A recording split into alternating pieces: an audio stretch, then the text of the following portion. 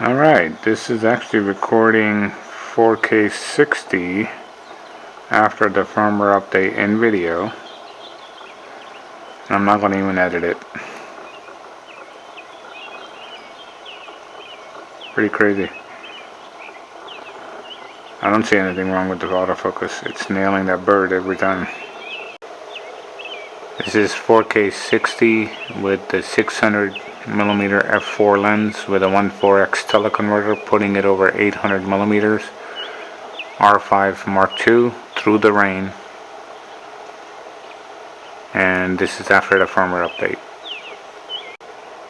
Here it is, shooting the same bird through the rain, same lens combination, and it's nailing the bird through all these branches. Not sure what autofocus issues people are having, but they need to learn to use their camera.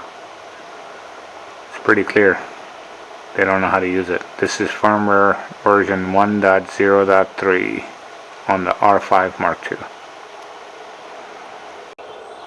Here's another one. Eye tracking it on. It's got the bird and its eye and its head right locked in. 600 f4, 1.4x teleconverter on it. 840mm. Wide open at 5.6.